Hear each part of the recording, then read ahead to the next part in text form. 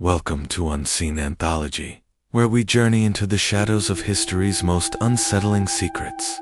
I'm your host, and tonight we're unraveling the legacy of a family whose customs defied not just tradition, but perhaps the very nature of mortality itself. This is the story of the Halberts, a family who never buried their dead. Before we begin, a word of caution. What you're about to hear may disturb you. The tale of the Halberts is not for the faint of heart. So dim the lights, lock your doors, and prepare yourself for one of the most chilling stories we've ever uncovered on this channel. The Halbert family's arrival in Blackmore was marked by a silence that seemed to settle over the village like a heavy fog. The year was 1796, and the Highland winters were long and unforgiving. Blackmore itself was a place of old stones and older superstitions, where every villager knew the names on every grave and the stories behind every shuttered window. When Magnus Halbert purchased the sprawling estate on the hill, the villagers watched with a mixture of curiosity and unease. Ravencrest Manor, as the locals called it, had stood empty for years, its dark stone walls and narrow windows looming over the valley. Some said it was cursed, others that it was simply waiting for a family strange enough to call it home. Magnus arrived with his wife, Eleanor, and their 3 children, William, Charlotte, and young Thomas. They brought with them few possessions, but an air of secrecy that set them apart from the start. Magnus was a tall, severe man with piercing eyes and a voice that carried even when he whispered. He rarely ventured into the village, preferring to send his children or wife for supplies. When he did appear, he spoke little and watched much. Eleanor, by contrast, was gentle and soft-spoken, but always seemed distracted, as if listening for something only she could hear. The children were polite but distant, their manners impeccable, yet somehow unsettling. The villagers soon noticed that the Halberts did not attend church, nor did they participate in the seasonal festivals that marked the rhythm of life in Blackmore. They kept to themselves, their estate shrouded in mist and mystery. Rumors began to circulate, whispers of strange lights flickering in the manor's upper windows late at night, of odd chanting carried on the wind, of shadows moving behind the curtains when no one should have been awake. It was the winter of 1798 when tragedy first struck the Halbert family. Eleanor fell ill with a fever that no local remedy could cure. Dr. Sullivan, the village physician, was summoned to Ravencrest. He found Eleanor pale and motionless, her breathing shallow. Magnus stood at her bedside, his expression unreadable. "I fear we may be too late, doctor," he said, his voice flat. Dr. Sullivan did what he could, but by morning, Eleanor was gone. He offered his condolences and began to discuss funeral arrangements, as was customary. Magnus's response was immediate and chilling. "That won't be necessary, doctor. The Halberts do not bury their dead." Dr. Sullivan, taken aback, tried to explain the importance of a proper Christian burial, but Magnus would not be swayed. "Death is merely a transition. The body houses the essence long after the heart stops beating. To bury her would be to sever that connection permanently.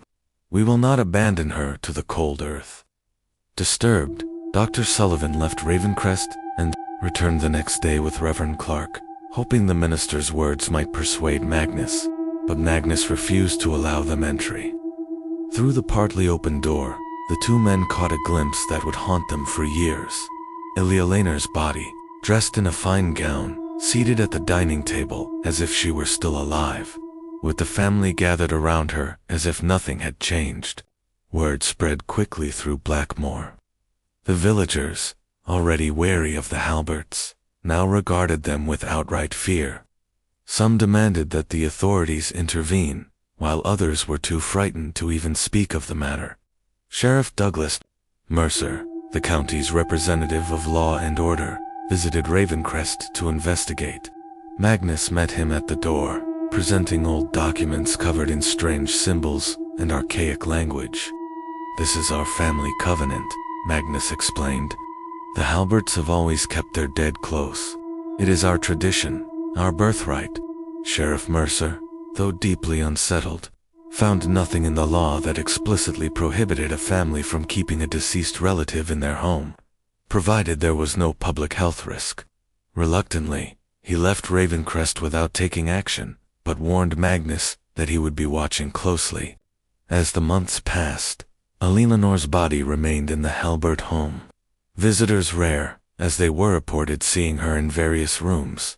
Her position changed regularly, as if she were still participating in family life. Sometimes she was seated by the fireplace with needlework in her lifeless hands, other times at the piano, her stiff fingers resting on the keys. More disturbing still were the accounts from those who claimed to have seen Magnus speaking to Eleanor's corpse, apparently convinced that some part of her could still hear him. The children's reactions varied. William, the eldest, seemed to have adopted his father's beliefs entirely, treating his mother's corpse with the same reverence he had shown her in life. Charlotte, 13, was visibly distressed, but remained obedient. Young Thomas, only 8, reportedly asked visitors when his mother would wake up, suggesting he didn't fully comprehend what had happened. For 2 years, this macabre arrangement continued, with Eleanor's preserved body remaining a central figure in the Halbert household. Magnus had apparently found some method of preservation that prevented the typical decay, though the exact technique remained his closely guarded secret. By the spring of 1800, the Halberts' reputation in Blackmore had shifted from mere suspicion to outright dread. The villagers avoided the path that led to Ravencrest Manor, and children were warned never to stray too close to the estate's iron gates. Yet, curiosity has a way of gnawing at even the most fearful, and stories about the Halberts began to take on a life of their own. Some said the family was cursed. Others whispered that Magnus had made a pact with something unholy. The truth, as always, was stranger than the rumors. It was in the autumn of that year that tragedy struck again. William, the eldest son, was out hunting in the dense forest that bordered the estate. He was a capable boy, strong and careful, but fate is often indifferent to such qualities. His rifle misfired, and he was found by his father and siblings, lifeless among the ferns and moss. The villagers expected, or perhaps hoped, that this second death would force Magnus to relent, to allow the boy a proper burial. But the Halberts did not bury their dead. William's body was brought back to Ravencrest, and, just as with Eleanor, he was preserved and positioned within the home. Witnesses who managed to glimpse inside the manor described seeing William's corpse seated in his favorite armchair in the library, a book eternally open in his stiff hands. The tableau of death within the manor was growing, and with it, the sense of unease that gripped Blackmore. The villagers' fear was compounded by strange occurrences around the estate. Shepherds tending their flocks on the moors reported seeing lights flickering in the manor's upper windows at odd hours, and some claimed to hear chanting carried on the wind. More disturbing were the accounts of figures moving on the grounds at night, figures that walked with a stiff, unnatural gait.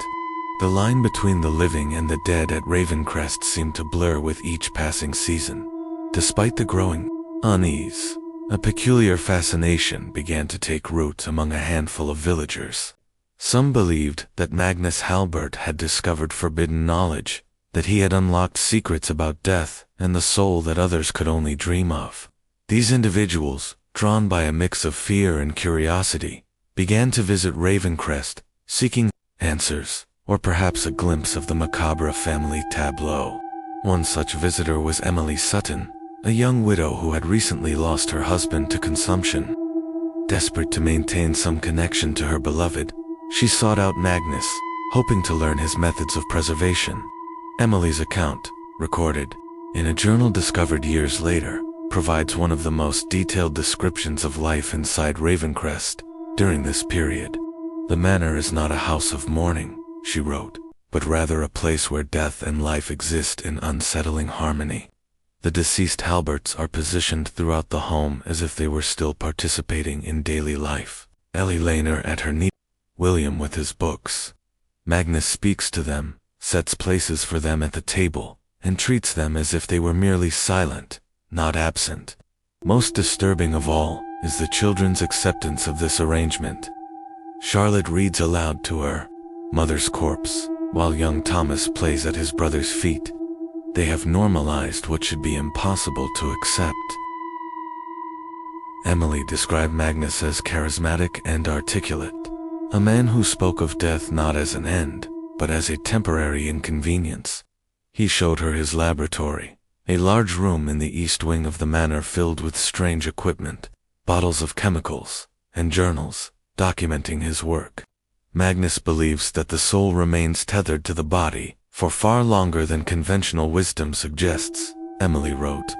He speaks of death as a door that swings both ways and hints that under the right circumstances, that door might be reopened. Whether driven by grief or genuinely convinced by Magnus's theories, Emily became a regular visitor to Ravencrest. She began assisting Magnus in his work, becoming something of an apprentice.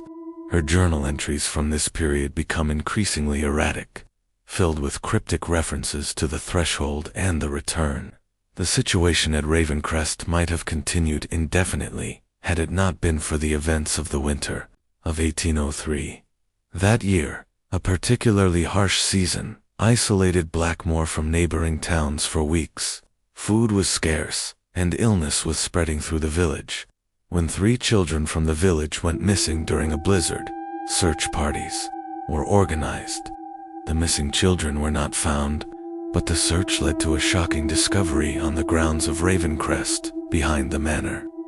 Partially concealed by the snow, searchers found a small building that had not been there before, stone structure, with no windows and a heavy iron door. From within came a foul odor and sounds that one searcher described as neither human nor animal, but something in between. Sheriff Mercer, leading the search party, demanded entry to the strange new building. Magnus refused, his face pale and drawn, insisting that what lay inside was private family business. But the villagers, driven by fear and outrage, would not be deterred. The door was broken down by force, and what they found inside would haunt Blackmore for generations. The room was cold and dimly lit by a single oil lamp. Several metal tables lined the walls, each bearing a body in various states of what could only be described as reconstruction. Body parts that appeared to belong. 2 different individuals had been stitched together with a precision that was both clinical and grotesque. Most horrifying of all, some of these composite forms showed signs of movement, witching and jerking, as if animated by some unknown force. In one corner, barely recognizable, as once having been human, were the remains of what the searchers believed to be the missing children. Magnus was immediately arrested, along with Emily Sutton, who was found assisting him. Charlotte and Thomas were taken into protective custody, both children appearing malnourished and in a state of shock. Ravencrest was searched thoroughly. In addition to Ellie Laner and William's preserved bodies, the remains of at least 7 other individuals were discovered throughout the manor. All were preserved through Magnus's methods and positioned as if they were still living occupants of the home in Magnus's laboratory. Authorities found journals detailing his experiments, his attempts to reverse death itself. The writings revealed a man obsessed with the idea that death was not final, that with the right application of science and what he called the old knowledge, the dead could be restored. The journals were filled with diagrams, chemical formulas, and accounts of failed attempts. Some pages were stained with what looked like blood, others with strange, oily substances. The trial of Magnus Halbert and Emily Sutton was brief and closed. To the public, the specific charges were never made entirely clear in official records, perhaps because the nature of their crimes defied existing legal categories. What is known is that both were found guilty and sentenced to death. The night before their scheduled execution, something occurred that has never been adequately explained. The jail where Magnus and Emily were being held was found empty in the morning. The cells were locked from the outside. The guards were at their posts, and no one had seen or heard anything unusual during the night. The prisoners had simply vanished. A Search of Ravencrest revealed that the preserved bodies of Ellie Laner and William had disappeared as well. The other bodies found in the manor remained, but the Halberts, both living and dead, were gone without a trace. The most disturbing twist in this already macabre tale came 3 days later when a shepherd reported seeing 5 figures moving across the moors in the early morning mist. A tall man, a woman, 2 children, and what appeared to be an adolescent boy. All 5 moved with the same stiff, unnatural gait. This was the last confirmed sighting of the Halbert family in Blackmore. Ravencrest Manor was eventually abandoned, with no one willing to purchase or occupy a home with such a grim history. Over time, the elements reclaimed the structure, until only ruins remained as a testament to the family who had once lived on, perhaps never died there. But the story of the Halberts did not end with their disappearance from Blackmore. Over the subsequent decades, reports emerged from various parts of Britain and later Europe of a strange family who never seemed to age and who were never seen burying their dead. In 1837, a physician in a small village in northern France documented his encounter with a family named Halbert, who had recently moved to the area. He was called to their home to attend to an elderly woman who had apparently suffered a stroke. Upon arriving, he found the woman clearly deceased, yet the family refused to acknowledge her death, insisting she was merely in a deep sleep. The physician noted that other members of the family, particularly the patriarch, moved in an unusual manner, as if their joints had forgotten how to bend properly. When local authorities investigated, the family had vanished, leaving behind only a strange chemical odor in their abandoned home. Similar accounts appeared throughout the 19th century in Germany, Austria, and as far east as Romania. The details varied, but common elements emerged: a family with an unusual fixation on preserving their dead, strange experiments conducted in secret, and an unnatural manner of movement among the family members. By the early 20th century, the story of the Halberts had become something of a legend among occultists and those interested in the macabre. Some claimed that Magnus had discovered the secret of immortality, but at a terrible cost, half-life of perpetual decay held at bay only through his mysterious preservation techniques. Others suggested that the Halberts had never been entirely human to begin with, that they were something older and stranger that had merely adopted human guise. The legend grew, fed by every new sighting and every unexplained disappearance in the remote corners of Europe.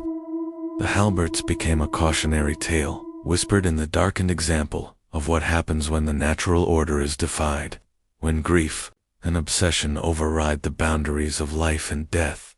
The most credible later chapter in the Halbert saga came in 1923, when a private detective named Richard Thornton was hired to investigate a reclusive family living in an isolated manor house in the Carpathian Mountains. His client, a wealthy businessman, had become concerned after his daughter became involved with the family's son. Thornton's detailed report, discovered among his effects after his death in 1927, describes a family of 5 who matched descriptions of the Halberts in many respects. Most notably, he observed that while they claimed the elderly woman living with them was the family matriarch, she never spoke, never ate, and was frequently repositioned around the house like a piece of furniture. Thornton's investigation ended abruptly when he was discovered attempting to photograph the family. He was severely beaten and warned never to return. In his report, he wrote, "I cannot say with certainty that these are the infamous Halberts of Blackmore, but if they are not, then they are their spiritual successors in every way that matters. They carry the same miasma of death, postponed rather than conquered, of natural law defied, but not without consequence." The trail of the Halberts goes cold after Thornton's encounter. If they continued their nomadic existence throughout the 20th century, they apparently became more cautious about drawing attention to themselves. However, in 2006, an interesting discovery was made during the renovation of an old house in Prague. Hidden within a sealed wall cavity, Workers found a collection of journals and scientific notes dating from the mid-19th century. The papers, written in an archaic form of English, detailed experiments in human preservation and animation that bore striking similarities to the methods attributed to Magnus Halbert. Most intriguing was a family photograph found among the papers. Though faded and damaged, it showed 5 figures: a stern-looking man, a woman with a vacant expression, 2 children, and a teenage boy. All were dressed in clothing from the late Victorian era, but the photograph itself appeared to have been taken much later, possibly in the 1930s or 1940s based on the photographic technique used. Experts who examined the photograph noted several disturbing details. The subject's skin had an unusual waxy appearance. Their postures were oddly rigid, even by the standards of early photography, when subjects had to remain still for extended periods. Most telling was the woman's eyes, which appeared to be glass replacements rather than natural. The papers and photograph were acquired by a private collector before they could be properly studied by authorities, and their current whereabouts are unknown. In the decades since, rumors and unconfirmed sightings of the Halberts have continued to surface occasionally in obscure corners of the internet. Urban explorers claim to have encountered a strange family living in abandoned buildings. Hikers in remote areas report meeting a group of people who moved unnaturally and spoke in archaic English. Medical supply companies note unusual bulk orders of preservation chemicals delivered to abandoned addresses. None of these accounts can be verified. Of course, the story of the Halberts, a family who refused to bury their dead and who may have discovered something terrible about the nature of death itself, remains primarily in the realm of legend. Yet, one has to wonder if Magnus Halbert truly found a way to preserve not just the body, but something of the essence of a person after death. What would that mean for his family? Would they continue their macabre existence indefinitely? Neither truly alive nor properly dead, moving from place to place as decades and eventually centuries passed. Would they continue to add to their family, preserving each member as they succumbed to injury or illness or age, creating an ever-growing procession of the animated dead? And if they do still exist in some form, what would they look like now, after more than 2 centuries of their unnatural existence? How much of their humanity would remain? These questions have fascinated and disturbed those who have studied the Halbert case over the years. Whatever the truth may be, the story of the family who never buried their dead serves as a chilling reminder of the dangers of defying the natural order, of the fine line between devotion and obsession, and of the potentially terrible consequences of refusing to accept the finality of death. Before we conclude this dark chapter of history, it's worth noting that while the story of the Halberts contains many verifiable elements, much of what we know comes from second-hand accounts, rumor, and folklore. The full truth of what occurred at Ravencrest Manor and what became of the family afterward may never be known with certainty. What we can say is that the legacy of the Halberts continues to cast a long shadow in Blackmore, now a much larger town than it was in Magnus's day. The ruins of Ravencrest Manor still stand atop the hill, shrouded in brambles and legend. Locals avoid the place, and children dare each other to spend the night among the crumbling walls, though few are brave enough to accept the challenge. Those who do often return with wild tales, whispering voices in the dark, the sensation of being watched by unseen eyes, and, most chillingly, glimpses of pale figures moving stiffly through the shadows. The story of the Halberts has inspired countless works of fiction, from Victorian penny dreadfuls to modern horror films. The image of a family who keeps their dead as if they were still living has become a powerful motif in the Gothic tradition. Yet, perhaps most unsettling, are the periodic reports from around the world of families attempting to replicate the Halberts' practices. As recently as 2018, authorities in a small town in Eastern Europe discovered an elderly couple who had preserved the bodies of their deceased children and grandchildren, keeping them positioned throughout their home as if they were still alive. When questioned, the couple referenced the Halbert method and claimed to have learned it from a stranger who had visited their village years earlier. For those interested in exploring the story further, several academic works have attempted to separate fact from fiction in the Halbert case. Dr. Elizabeth Montgomery's The Thanatology of Magnus Halbert, Science, Superstition, and the Boundaries of Death provides perhaps the most thorough examination of the scientific principles that might have informed Magnus's preservation techniques. Professor James Harker's Ravencrest, a study in historical horror, places the Halberts within the broader context of 19th century attitudes toward death and mourning. Both works are available in our online shop, along with reproductions of some of the Halbert family documents that have survived to the present day. And yet, for all the scholarship and speculation, the Halbert story remains a living thing, growing, changing, and adapting with each retelling. During the production of this very episode, our research team encountered a curious listing on an obscure online marketplace specializing in antiques and historical artifacts. The item in question was a small leather-bound journal allegedly belonging to Charlotte Halbert, dated 1847, nearly 50 years after the family's disappearance from Blackmore. The listing was removed within hours of being posted, and our attempts to contact the seller were unsuccessful. However, we were able to save the single page that had been photographed as part of the listing. The handwriting, analyzed by experts, appears consistent with early Victorian penmanship, and the paper and ink have been tentatively dated to the mid-19th century. The visible text reads as follows. Father says, "We must move again. The neighbors have begun to ask questions about Mother. Why she never joins them for tea. Why she is only ever seen through the windows. William caused trouble yesterday when he ventured into the village.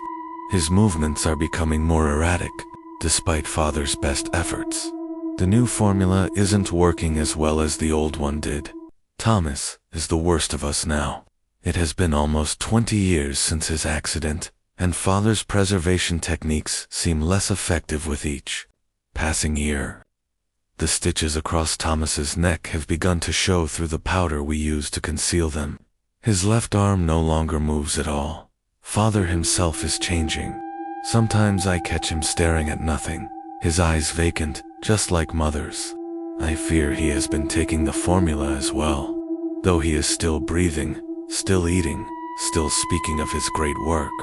I alone remain as I was, though for how much longer I cannot say. Father has been watching me strangely these past weeks. I found him standing over my bed at night, syringe in hand, murmuring about preventative measures. Tomorrow, we leave for America. Father believes we will find greater freedom there to continue his work. He speaks of vast empty spaces where we can exist without scrutiny. I am not sure I want to go, but then I'm not sure I have a choice anymore. I'm not sure I've had a choice since that winter night in 1803, when Father came to my room and told me it was time for me to help preserve our family legacy. Sometimes I dream of Blackmore, of a proper burial in consecrated ground, of rest. But such dreams are dangerous. Father always knows when I've had them. He says it means I'm slipping away, and that soon I'll need his help to remain with the family. I fear that day is coming soon. My hands have begun to stiffen in the mornings.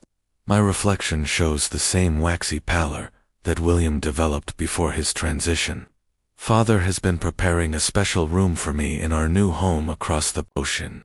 If anyone finds this journal after I'm gone, or rather after I have changed, know that the Halberts still walk the earth, neither living nor dead. And if you should see a family of unusual stillness, their movements mechanical, their eyes never quite focusing on what they observe, run, and hope they have not noticed you. The authenticity of this document cannot be verified, of course. It may well be an elaborate hoax created by someone familiar with the Halbert legend, but if it is genuine, it provides a chilling glimpse into the continuation of the family's story long after they vanished from Scotland. The possibility that the Halberts not only preserved their dead, but that Magnus eventually began to preserve the living as well, is perhaps the most disturbing aspect of the legend. If Charlotte's journal is to be believed, the family arrived in the United States sometime in the mid-19th century. This could explain the relative lack of reported sightings in Europe during the later Victorian era. American records from that period, particularly in frontier regions, were often sparse and unreliable. A strange family settling in a remote area might have escaped official documentation entirely. However, local folklore from various regions includes tales of the Stiff family or the Walking Dead folks that share certain similarities with the Halbert case. One such account comes from a small mining town in Colorado, circa 1870, according to local newspaper archives. A family named Halford purchased an abandoned mine and the surrounding property, converting part of the mine into what they called private research facilities. The family kept to themselves, but occasionally hired local men for specific tasks related to the renovation of the mine. One such worker, upon returning to town after several days at the Halford property, claimed to have seen something disturbing in a sealed section of the mine, what he described as people who ain't people no more, standing still as statues, but sometimes twitching like they're trying to remember how to move. The man was dismissed as drunk or delirious, but when a small group of townspeople went to investigate, they found the Halford property completely abandoned with evidence of a hasty departure. In a hidden room cut into the rock, they discovered chemical equipment, journals written in code, and most disturbing of all, a collection of glass eyes of various colors, some still bearing traces of human tissue. Similar stories emerged in other isolated communities across America in the late 19th and early 20th centuries. A family in the bayou of Louisiana who were said to move like marionettes. A reclusive group in the mountains of West Virginia whose patriarch claimed to be a doctor specializing in life extension. A commune in the forests of the Pacific Northwest, where visitors reported seeing people who appeared to be dead participating in daily activities. None of these accounts can be definitively linked to the Halberts, yet the pattern is suggestive. If Magnus and his family, both living and preserved, did come to America, they seem to have continued their nomadic existence, perhaps staying in each location only as long as they could avoid unwanted attention. The most recent chapter in this strange saga may be the most disturbing of all. In 2010, a fire at a remote farmhouse in rural Maine led to a grim discovery. After extinguishing the blaze, which had destroyed most of the structure, firefighters found a hidden cellar containing what was initially believed to be a mannequin workshop. Further investigation revealed that the mannequins were, in fact, human remains in various states of preservation. Most had been damaged in the fire, but forensic examination determined that some of the bodies had been preserved for decades, with the oldest potentially dating back to the early 20th century. Most disturbing was the discovery that some of the more recently deceased individuals showed signs of having been artificially preserved while still alive. Evidence suggested that they had continued to move and function in some capacity for months, or even years after the preservation process had begun. No residents of the farmhouse were ever found, either among the remains or elsewhere. The property had been purchased 20 years earlier by a cash buyer, using what proved to be a false identity. Neighbors reported that the occupants kept to themselves and were rarely seen up close, though they occasionally observed what appeared to be a family of 5 through the windows: an older couple, 2 middle-aged individuals, and a younger person of indeterminate gender. Investigators noted that the farmhouse contained numerous books and journals related to obscure preservation techniques, experimental chemistry, and fringe theories about extending life beyond death. Among these materials was a family tree that, while partially burned, included the name Halbert near the top. DNA testing on the remains proved inconclusive. with analysts noting unusual chemical alterations to the cellular structure that prevented standard identification methods. The case remains open, classified as a multiple homicide with no named suspects. Could this be the final chapter in the Halbert saga? Did their centuries-long journey end in that fire in Maine? Or did they escape once again, perhaps leaving behind only their oldest and most deteriorated family members as they fled into the night?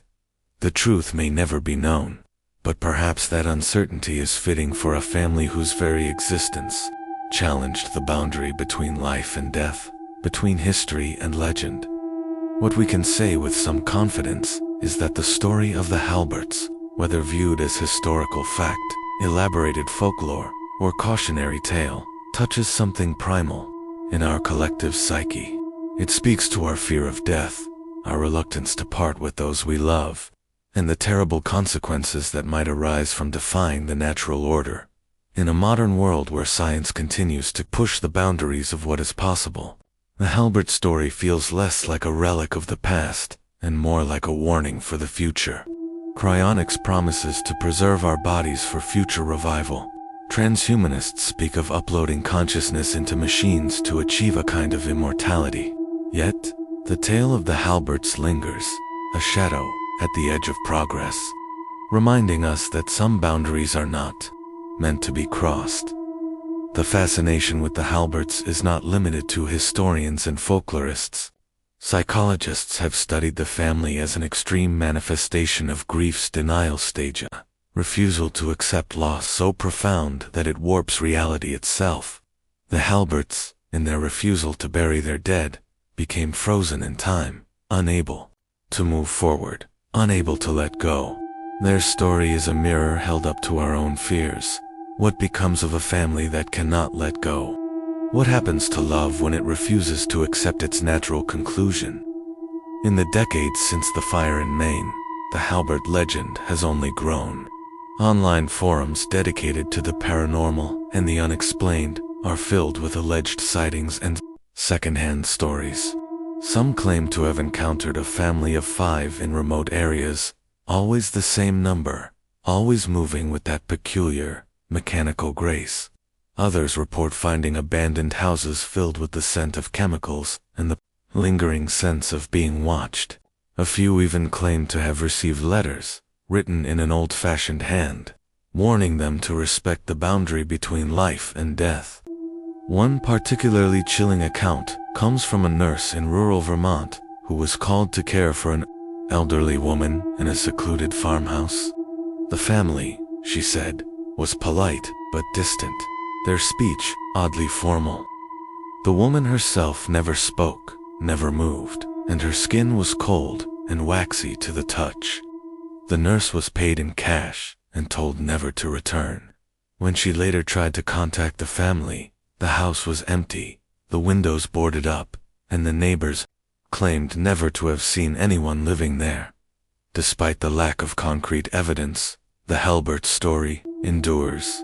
It is retold in podcasts, documentaries, and late-night radio shows. Each retelling adds new details, new horrors, but the core remains the same. A family that refused to let go, that clung to their dead until the line between life and death was erased. The story has also inspired a new generation of artists and writers. Gothic novels, horror films, and even stage plays have drawn on the Halbert legend, exploring themes of grief, obsession, and the price of immortality. In these works, the Halberts are both villains and victims, monsters created by their own inability to accept loss. Yet, for all the fiction and speculation, there are those who believe the Halberts are still out there, moving from place to place, always searching for new ways to preserve their family. Some say they are drawn to places where death is near: hospitals, hospices, disaster sites, seeking out those who are desperate enough to try anything to keep their loved ones close. Others believe the Halberts have become something more than human, that they have transcended death in a way that is both miraculous and horrifying. What is certain is that the Halbert story continues to haunt those who hear it. It is a story that asks uncomfortable questions about the nature of life and death, about the limits of love and the dangers of obsession. It is a story that reminds us that some family traditions are best left in the past, and that sometimes letting go is the greatest act of love we can offer. As for Ravencrest Manor, its ruins remain a place of pilgrimage for the curious and the brave. Some who visit claim to hear whispers in the wind, to see pale faces watching from the shadows. Others leave offerings, flowers, coins, even letters, hoping to appease whatever restless spirits might linger there. The town of Blackmore has grown around the old estate, but the locals still avoid the hill after dark, and the children still tell stories of the family who never buried their dead. In the end, the Halberts' legacy is not just one of horror, but of warning. Their story is a reminder that the line between devotion and obsession is thin, and that the consequences of crossing it can echo through generations. Whether they were madmen, visionaries, or something else entirely, the Halberts have earned their place in the annals of the macabre. The Halberts story, for all its horror, is also a story of longing so deep it defies the grave. In the quiet corners of Blackmore, old-timers still speak of the family with a mixture of fear and pity. They loved too much, one elderly woman once told a visiting journalist, and in the end, it ruined them. The ruins of Ravencrest Manor, now little more than mossy stones and tangled vines, are a silent testament to that ruin. Yet, the legend refuses to die. Every few years, someone claims to have found a new clue: a faded photograph, a cryptic letter, a journal page tucked inside an old book.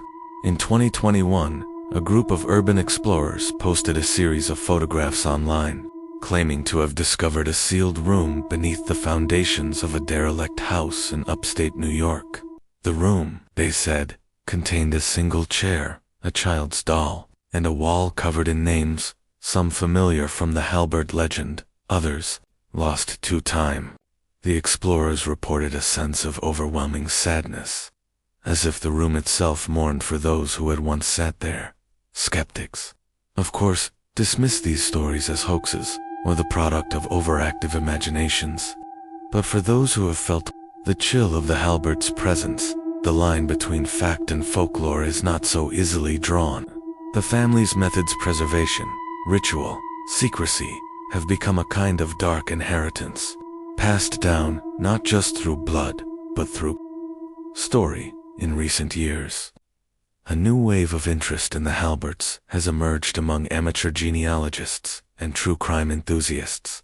Online forums are filled with threads dissecting every detail of the family's history, every possible sighting, every scrap of evidence. Some claim to be distant relatives, tracing their lineage back to Blackmore or to the mysterious Halbert family that appeared in Colorado in the 1870s. Others share stories of strange encounters, neighbors who never seem to age, families who move away in the night, leaving behind only the faint scent of chemicals and the echo of footsteps in empty halls.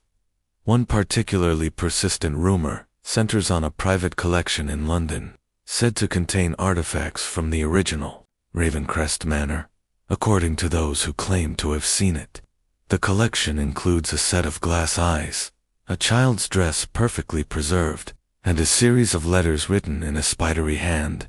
The letters, if genuine, suggest that Magnus Halbert continued his experiments well into the late 19th century, always searching for a way to perfect his methods, always haunted by the fear that time would eventually claim even him. But perhaps the most haunting aspect of the Halbert story is not what is known, but what remains hidden. For every journal, page, or photograph that surfaces, there are a dozen more that vanish into private hands, never to be seen again. For every confirmed sighting, there are countless rumors, families who vanish without a trace, bodies found in states of preservation that defy explanation, whispers of a secret society dedicated to continuing Magnus's work. The Halberts have become a kind of modern myth, their story retold and reshaped with each generation. In some versions, they are tragic figures, cursed by their own love and unable to find peace. In others, they are monsters, preying on the living to sustain their unnatural existence. But in every telling, the same questions linger. What price would you pay to keep your family together? How far would you go to defy death? As the world grows ever more fascinated by the possibility of life beyond death through science, technology, or sheer will, the Halberts story feels more relevant than ever. It is a reminder that the desire to hold on, to preserve, to refuse the finality of loss, is as old as humanity itself, and it is a warning that some boundaries, once crossed, can never be uncrossed. In Blackmore, the legend endures. On certain nights, when the wind is right and the moon is high, some say you can still hear the sound of footsteps on the old manor stone floors. The faint echo of voices calling out for those who will never return. The children of the village still dare each other to approach the ruins, and sometimes, just sometimes, one of them returns pale and shaken, claiming to have seen a pale face watching from the shadows. The Halberts, it seems, are never quite gone. They linger at the edge of memory, a family bound together by love, obsession, and the refusal to let go. Their story is a shadow that stretches across centuries, a reminder that the past is never truly dead and that some family secrets are best left buried. The Halberts legend, like the mist that clings to the Blackmore hills, refuses to dissipate. It seeps into the cracks of local memory, coloring every unexplained event with a tinge of dread. For the villagers, the story is both a warning and a comforter way to explain the unexplainable, to give shape to the shadows that sometimes move just beyond the reach of the lantern's glow. In the years since the last supposed sighting, the ruins of Ravencrest have become a destination for thrill-seekers and amateur ghost hunters. Some come armed with cameras and EMF meters, hoping to capture evidence of the supernatural. Others come with nothing but a dare and a nervous laugh, eager to prove their bravery. Most leave disappointed, finding only silence and the slow decay of stone and wood. But a few leave changed, haunted by dreams of cold hands and voices whispering in the dark. One such visitor, a university student named Alice, spent a night alone in the manor's remains as part of a research project on local folklore. She recorded her impressions in a notebook, later published in a small academic journal. "There is a heaviness here," she wrote, "as if the air itself remembers. I heard footsteps in the hall, though I know I was alone. I saw a figure at the window, pale and unmoving, watching me with eyes that did not blink. I left before dawn, unable to shake the feeling that I was being followed." Stories like Alice's are not uncommon. Over the years, dozens of similar accounts have surfaced, each one different in detail, but all sharing the same sense of unease, the same conviction that the Halberts are not entirely gone.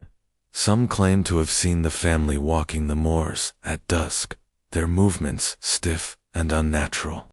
Others report finding strange symbols carved into the trees near the manor, or hearing the sound of a piano playing softly in the night. The legend has even found its way into local customs. On the anniversary of the Halberts' disappearance, villagers leave small offerings at the edge of the manor grounds, flowers, coins, or scraps of cloth. Some say it is to appease the restless spirits, others that it is simply a way to remember those who came before. Whatever the reason, the tradition endures, a quiet acknowledgement of the power the story still holds. Beyond Blackmore, the Halberts' tale has become a touchstone for those fascinated by the macabre. Writers, filmmakers, and artists continue to draw inspiration from the family's refusal to let go, exploring themes of grief, obsession, and the blurred line between life and death. In these retellings, the Halberts are both cautionary figures and tragic victims, monsters created by their own love and fear. Yet, for all the horror and fascination, there is a strange tenderness at the heart of the story. The Halberts, in their own way, were trying to hold on to what mattered most. They loved their family so fiercely that they could not bear to say goodbye, even when nature demanded it. Their methods were monstrous, but their motives were achingly human. As science continues to advance, the questions raised by the Halberts story become ever more relevant. How far should we go to preserve life? What are the consequences of refusing to accept death? In a world where technology promises to extend our years, to freeze our bodies, to upload our minds, the Halberts' tale is a reminder that immortality may come at a terrible price. The ruins of Ravencrest remain, a silent witness to the family's tragedy. The stones are cracked and overgrown, the windows empty, the doors long since rotted away. Yet, on certain nights, when the wind is high and the moon is hidden, some say you can still hear the echo of footsteps in the halls, the faint sound of laughter and weeping intertwined. For the people of Blackmore, the Halberts are both a memory and a warning. Their story is told to children as a lesson in the dangers of obsession and the importance of letting go. But it is also a story of love, a love so strong it refused to die, even when it should have. And so, the legend endures. The Halberts walk the line between life and death, between history and myth. They are a family forever together, forever apart, haunting the edges of memory and the shadows of the world. Their story is not just a tale of horror, but a reflection of our deepest fears and desires, a reminder that some doors, once opened, can never be closed again. As the years pass, the Halberts story continues to ripple outward, touching new lives and inspiring new questions.